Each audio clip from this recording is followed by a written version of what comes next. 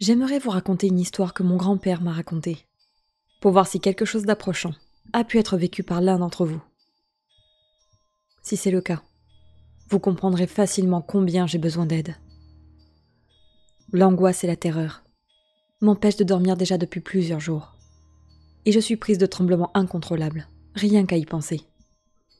Comme une épée de Damoclès au-dessus de ma tête.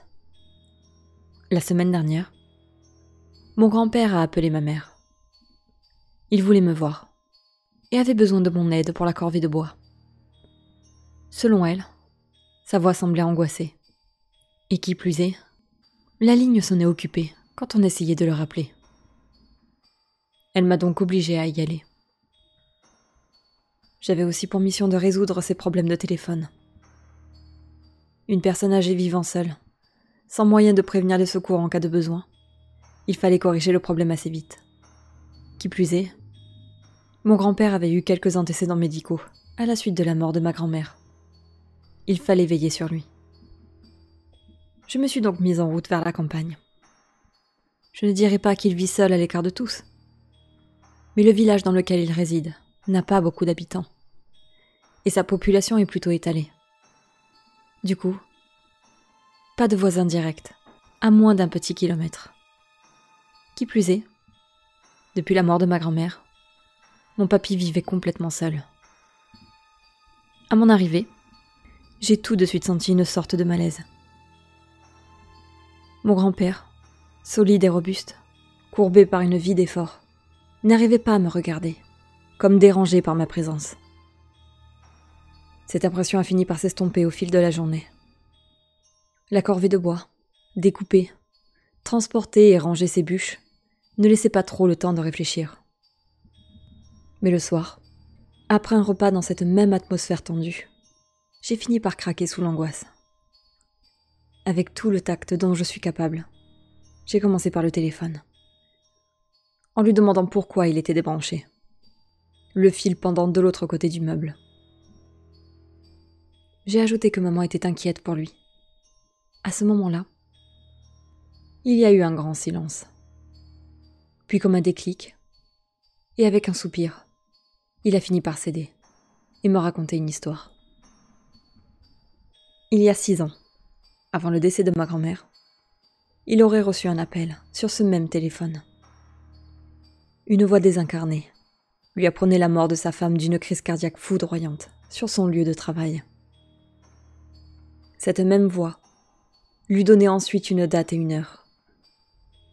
L'appel s'était reproduit ainsi plusieurs fois dans la soirée, jusqu'à ce que mon grand-père, terrifié, préfère débrancher le téléphone.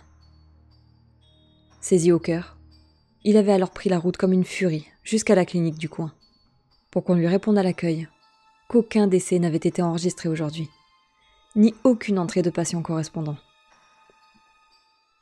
Passablement énervé de ce qu'il a pris finalement pour un canular, il est alors rentré chez lui pour que quelques heures après, sa femme le rejoigne en pleine forme.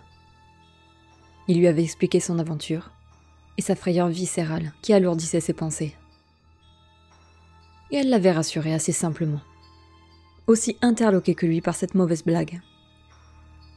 Mais sans plus d'explications, ils avaient rapidement laissé tomber, leur opérateur téléphonique leur proposant simplement de changer leur ligne. Le monde continuait à tourner, et qui plus est, le canular ne s'était plus reproduit depuis. 3 ans plus tard, alors que cette histoire lui était sortie de la tête, il a reçu le même coup de fil.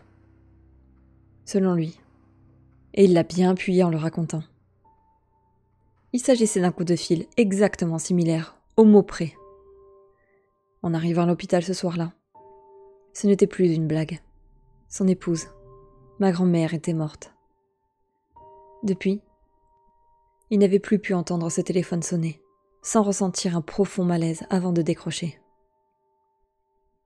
Il avait relancé ses recherches, s'était renseigné auprès de plusieurs de ses amis, plus connaisseurs que lui en matière de téléphonie.